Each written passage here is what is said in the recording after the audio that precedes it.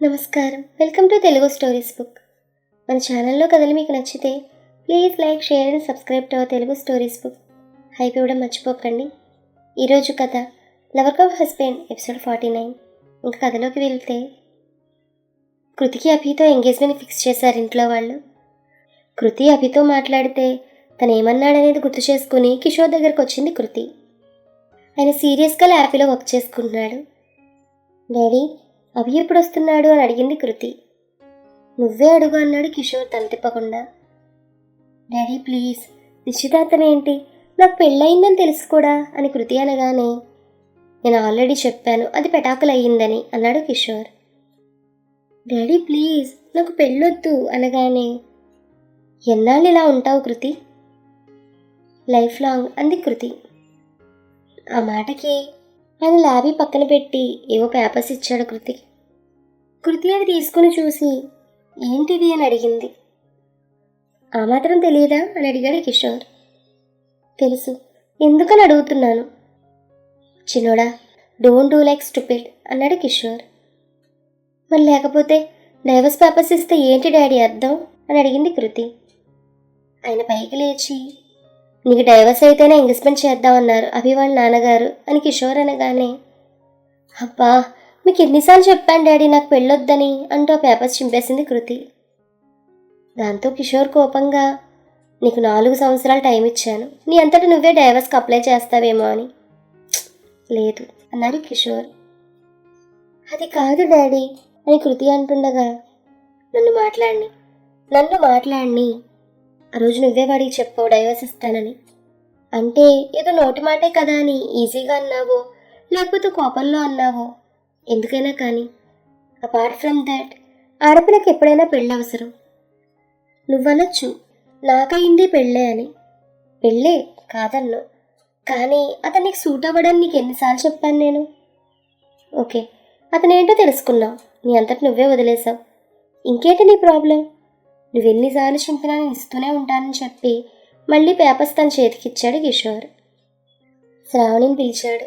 తనకి ఎలా చెప్తారో ఏం చెప్తారో నాకు అనవసరం, తను సైన్ చేయాలని చెప్పేసి వెళ్ళిపోయాడు.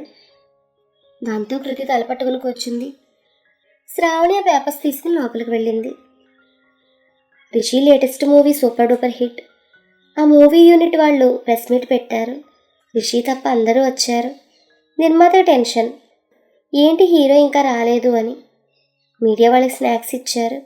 అవి తినేసి అందరూ రెడీ అయ్యారు. అప్పుడు వచ్చింది మేఘమాల. డైరెక్ట్గా స్టేజ్ ఎక్కి రిషి చైర్ అవి చెక్ చేసి పక్కన నించుంది. ఆమె ఓవర్ యాక్షన్కి అక్కడ ఉన్న వాళ్ళకి కోపం వచ్చింది. ఇంతలో రిషి వచ్చాడు. Black jeans, sky blue colour shirt, చేతికి యాపిల్ వాచ్, కళ్ళకున్న సన్ గ్లాసెస్ తీసి మేఘమాలకి ఇచ్చాడు. స్టైల్గా వచ్చి కాళ్ళ మీద కాళ్ళు వేసుకుని కూర్చున్నాడు. హాయ్ ఎవ్రీబడి అంటూ విష్ చేశాడు రిషి. కొంతసేపు ఆ మూవీకి సంబంధించిన క్వశ్చన్స్ అడిగారు ప్రెస్ వాళ్ళు. అందరూ మాట్లాడాక ఒక రిపోర్టర్, విశ్విక్ గారు, మీరు నటించిన మూవీస్ అన్నీ హిట్ అవ్వడానికి మీరు నటించడం వల్లనే అని మీరే అన్నారు. దాని యాటిట్యూడ్ అనుకోవాలా అని అడిగాడు రిపోర్టర్. అనుకోవడం ఏంటి, యాటిట్యూడే, సో వాట్ అన్నాడు రిషి.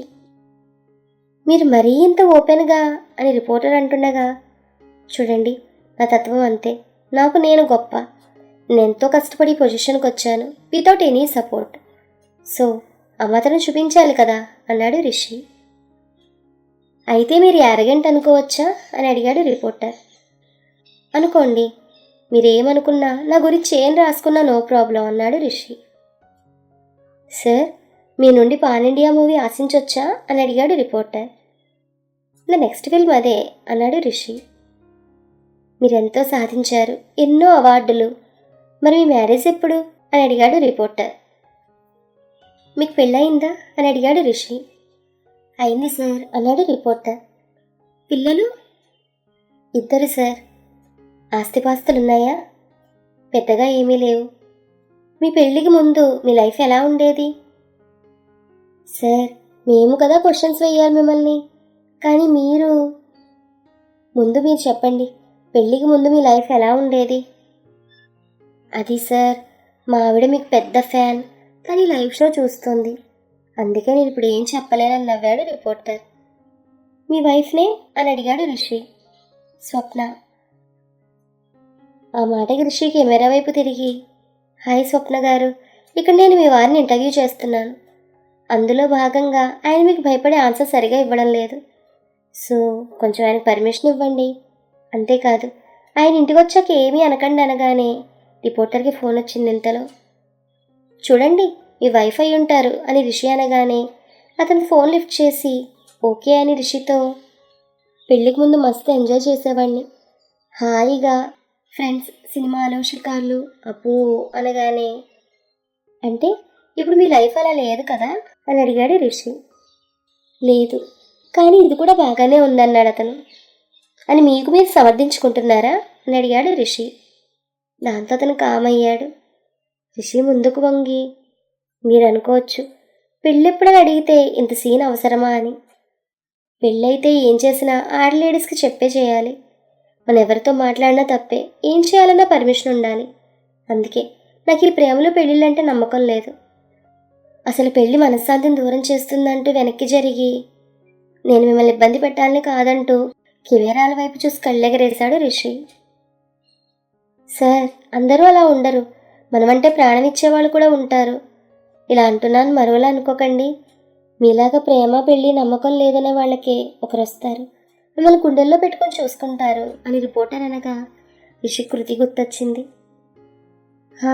గుండెలో పెట్టుకుంటారు, అవసరమైతే గుండె కూడా చీలుస్తారని పైకనేశాడు రిషి. ఆ మాటకు అందరూ ఆశ్చర్యపోయారు. దాంతో రిషి వెంటనే, అదే నేను ఎంతోమందిని అలా చూశానన్నాడు. ఆ తర్వాత ప్రోగ్రాం అయిపోయింది. రిషి కారెక్కి, మేఘ నెక్స్ట్ ప్రోగ్రాం ఏంటి అని అడిగాడు.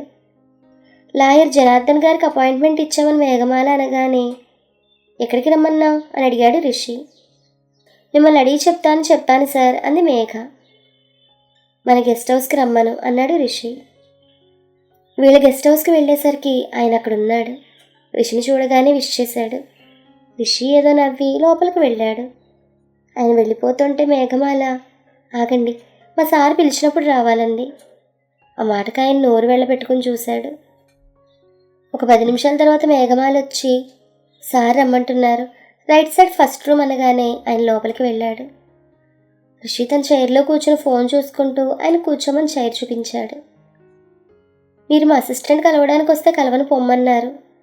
అలా 2 సార్లు జరిగింది, ఎందుకో తెలుసుకోవచ్చా అని అడిగాడు ఆయన.